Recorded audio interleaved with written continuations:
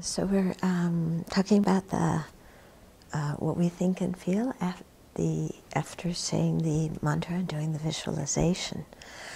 Okay, so the first part was, I am liberated from all negative karma, disturbing attitudes, negative emotions, diseases, interferences, and dangers of untimely death.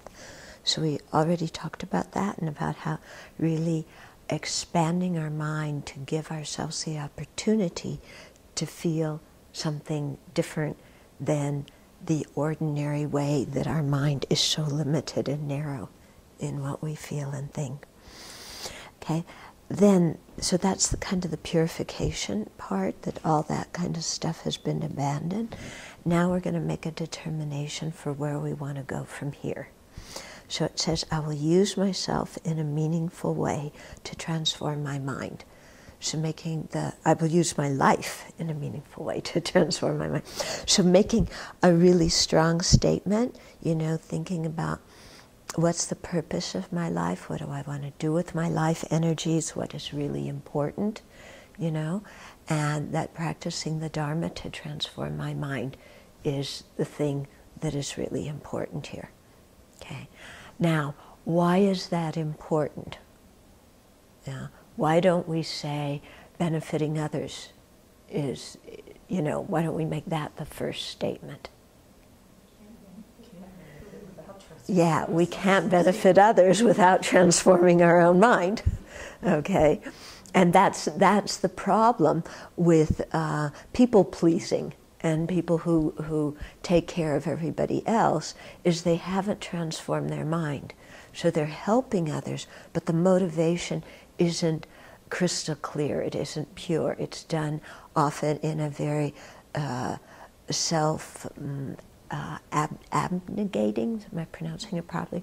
Abnegating way, and just to get people to like you, or to not criticize you, or whatever. And so the actions are good, but the motivation isn't completely clear.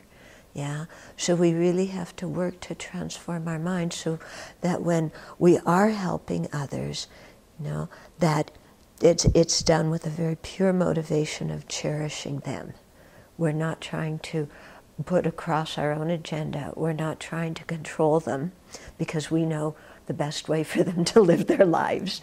We're not trying to please them so that they like us, you know.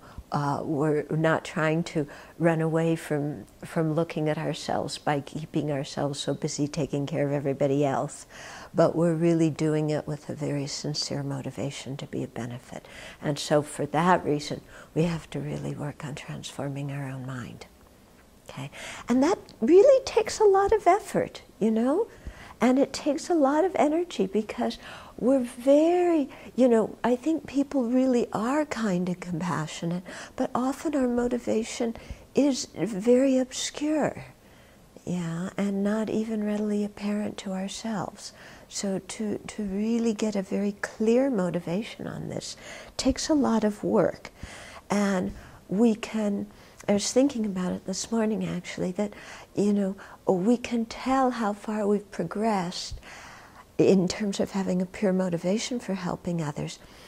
We can, one signboard is to see how we react when others don't do as we want them to do, or others don't accept our help, or others tell us to get lost and mind our own business. Okay, so you know, then we can really see, oh, well, to what extent was I doing this to fulfill, you know, my own personal psychological needs, or to what, you know, kind of what was really going on, or was I acting really from a pure motivation? Yeah, because when our motivation isn't completely pure, and I'm not saying it's that what we did is bad, I'm just saying the motivation wasn't completely clear. You know, then we feel hurt, we feel depressed, we feel angry.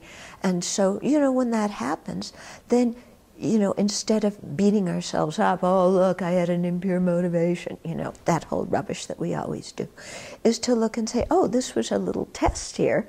And, you know, I did a lot of kind things to help, but now I can see that I'm feeling kind of rejected and, you know, like this. So I have some work here to do to really let go of my own expectations. Yeah? So I'm glad this is happening because it gives me a chance to really evaluate and assess how I'm doing. Okay?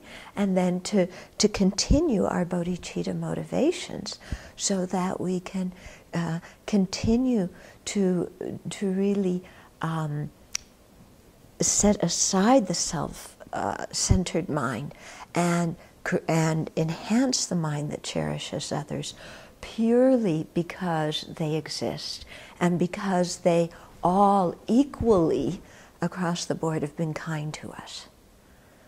Okay, so to really come back to those points again and again to make sure our motivation is really clear. Also, when it says, I will use myself in a meaningful way to transform my mind, we also have to transform our mind by meditating on emptiness, by gaining wisdom, by thinking about dependent arising and dependent origination, by contemplating karma and its effects to make sure we have a correct understanding of what that means.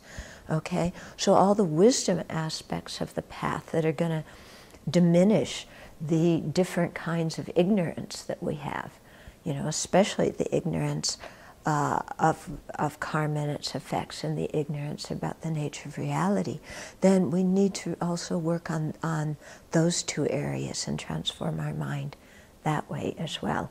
Because these two things, working on the compassion bodhicitta side or the method side of the path and working on the wisdom side of the path, they complement each other. Okay? Because compassion and bodhicitta will really enhance our motivation to meditate on wisdom.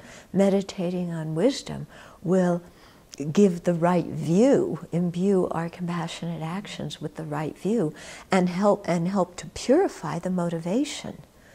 Yeah? So that we aren't grasping at an inherently existent me or inherently existent somebody else. Okay, so we transform our mind through those two aspects, the method and the wisdom, the bodhicitta and the wisdom.